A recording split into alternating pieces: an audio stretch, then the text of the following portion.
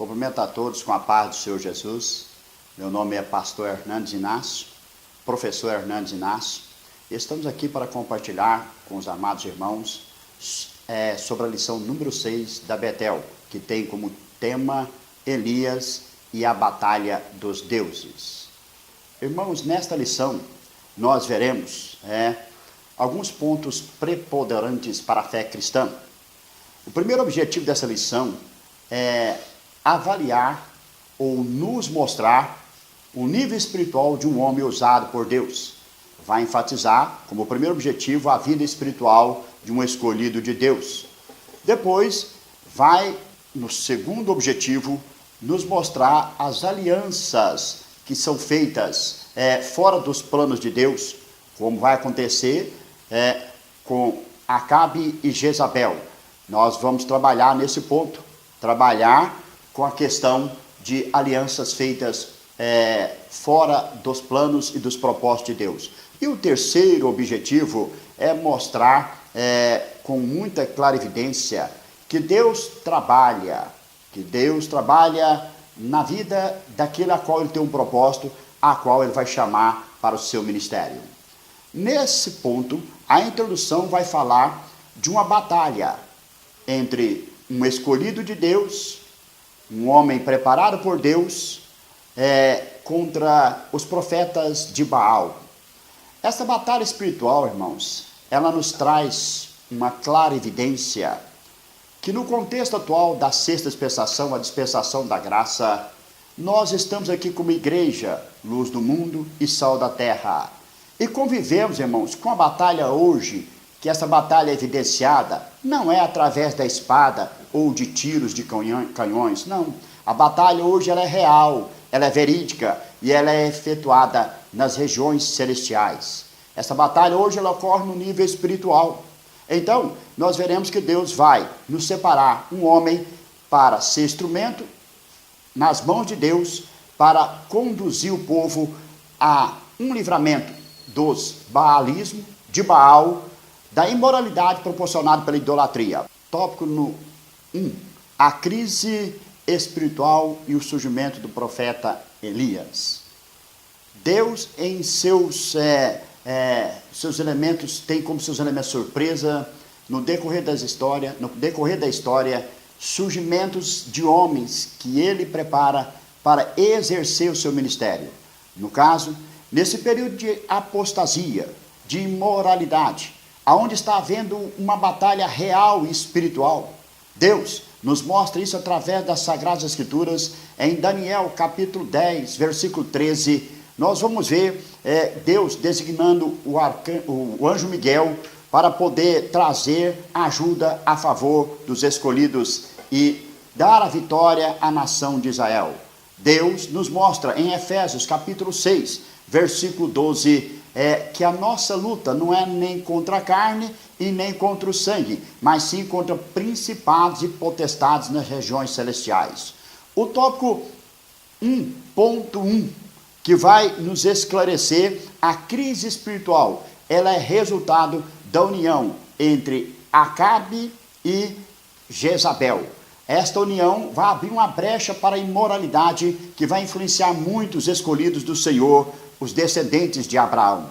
É nesse contexto, é neste período que Deus levanta Elias. Foi um profeta do reino do norte, nos períodos do reinado de Acabe e do seu filho Acasias. A história deste homem escolhido por Deus, profeta oral. Profeta oral é aquele homem escolhido, criatura, que Deus escolheu para ser vaso, que trouxe a mensagem, recebeu a mensagem de Deus, transmitiu aos homens verbalmente. As suas literaturas não foram canonizadas, só suas histórias dentro dos livros dos profetas literais. Profetas literais como Isaías, Jeremias, profetas menores, Oséias, Joel, são aqueles profetas que receberam a mensagem e tiveram suas mensagens canonizadas, registradas, profetas literais. Então o profeta oral, profeta Elias, tem sua história dentro do livro de 1 Reis, contada e registrada no capítulo 17, indo até o livro de 2 Reis, do capítulo 1 ao capítulo 2. É neste contexto que Deus vai levantar Elias Elias vai desafiar o povo a fazer uma escolha definitiva entre seguir a Deus ou a Baal. Então, este homem preparado por Deus, segundo o tópico 1.2, vai ser aquele que vai trazer luz num período onde o povo estava em trevas, o povo estava imbuído com a idolatria. E o ponto 1.3, Elias, o perturbador de Israel. Quando Elias, o homem preparado, se apresenta ali diante de Acabe, ele vai trazer um juízo divino pela desobediência e imoralidade de um rei, através de um rei que era governado pela sua disjuntora, sua companheira, a má e a perversa rainha Jezabel, filha de Etibaal, rei dos Sidônios, cuja então foi com esta mulher, filho de Etibaal, que Acabe casou Jezabel. E com Jezabel veio os Baalins, veio a idolatria, e isso abriu brecha à nação de Israel. O tópico 2, ele vai nos trazer a seguinte afirmação: Elias, uma luz no meio das trevas. Lá no capítulo 18, versículo 17, do livro de 1 Reis, ali nós tivemos que a observação: e sucedeu que, vendo Acabe, Elias disse-lhes: é tu o perturbador de Israel. O que nós vamos aprender nessa lição? O homem preparado por Deus, como foi Elias, natural da cidade de Tisbe, um homem que vai profetizar para a imoralidade do reino do norte, é um homem que foi escolhido, preparado e que se colocou na brecha para trazer a mensagem para a nação de Israel, para o reino do norte. Essa mensagem, ela será ousada, ela será com sabedoria e ela será com sinais, nos mostrando que o homem que Deus escolhe é um homem que tem as evidências da presença de Deus na vida dele. O que o Elias falar, o que o profeta oral Elias falar, será então designado por Deus. Por isso o significado do nome Elias: o Senhor é meu Deus. Este significado que o Senhor é meu Deus evidencia até no nome a presença evidente de Deus. O tópico 2.1 fala de um profeta declarado, ou seja, um profeta formado, um profeta escolhido por Deus desde a sua concepção, desde o ventre da sua mãe. No tópico 2.2, nós temos a observação que depois que Elias chegará até Acabe e vai designar-lhe um juízo pela sua desobediência, dizendo que não choverá, não haverá chuva. Quando Elias se apresenta diante de Acabe, ele diz assim, é como se o próprio Deus estivesse falando: vive o Senhor Deus de Israel, perante a face cuja eu, Elias, estou. 1 Reis, capítulo 17, versículo 1. Foi diante do palácio do rei que Elias entregou esta mensagem. Mas Elias só foi diante do rei, porque ele tinha convicção do Deus que ele servia, da formação que recebeu deste Deus, dos sinais que o seguia pela fé que ele tinha nesse Deus, e ali entregou a mensagem. Só que depois de ele entregar a mensagem, Deus escondeu o seu servo, preservou, até que a profecia declarado que não choveria durante aquele período em que ele falou pela mensagem que recebeu de Deus e não choveu. Ele recebeu, Elias, uma perseguição. E Deus, então, escondeu, guardou o seu servo. E no tópico 2.3, nós vamos ver o desafio e a resposta divina. Quando ele diz: vai, apresenta-te a Acabe. Elias convocou todo o povo e fez um desafio aos profetas de Baal, que aquele que clamasse ao Deus, e o Deus que respondesse, seria o Deus verdadeiro. Todos conhecem a história, as características e os requisitos necessários naquele momento, daquela batalha espiritual, quando foi entoado, dito aos profetas de Baal que eles convocassem a presença do seu Deus. Olha, vejamos aí no tópico 3, para encerrar, uma aliança que levou esses seguidores dos profetas de Baal ao engano, foi resultado de uma presença demoníaca.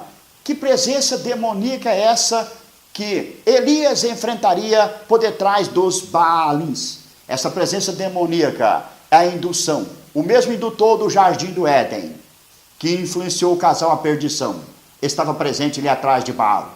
O mesmo indutor, o mesmo enganador, o mesmo soberbo que estava em Isaías capítulo 14, versículo 13, 14, nas regiões celestiais, que tentou ser igual ou maior que Deus, é o que estava por detrás dos profetas de Baal. Então, o povo estava corrompido e influenciado pelo Deus deste século, como diz a Bíblia, 1 João 5,19. E era este Deus, Deus do engano, que estava por detrás de Baal, que Deus usaria Elias para confrontar. Mandou-se fazer o rego, mandou-se colocar água, e ali mandou eles clamarem. Colocaram-se a lenha, molhou-se a lenha, colocou-se a água, e os profetas de Baal clamaram até o meio-dia. Quando, naquele duelo de deuses, como diz o tópico 3.2, não houve resposta aos Baalins, então, ali no tópico 3.3, Elias clama: Deus precisa de um homem que tem comunhão com ele, para que quando este homem clamar, possa haver a resposta de Deus. No tópico 3.3, nós vemos ali Deus trazendo a resposta, silenciando os incrédulos, silenciando os idólatras, e normalmente se vemos que a água apaga o fogo. É o correto naquele dia. O fogo, simbolizando Deus, fez com que a água fosse lambida pelo fogo, demonstrando que o clamor de Elias trouxe a resposta de um Deus vivo, poderoso, soberano sobre todas as coisas, dando a vitória na vida de um homem que se colocou na brecha. Conclusão.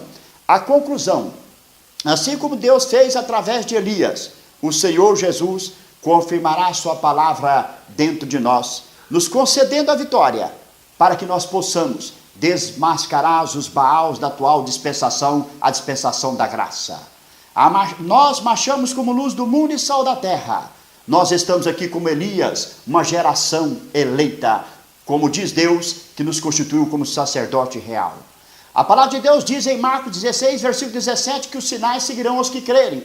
Então, assim como Elias evidenciou o poder de Deus na vida dele, enfatiza os seus alunos, que eles devem também exercitar a mesma fé e desmascarar os incrédulos, que precisam ter visão espiritual para ser vencedores, como foi vencedores aqueles como Elias, que trouxe a mensagem profética para tirar a cegueira espiritual demonstrada pelo casamento ilícito entre Acabe e Jezabel.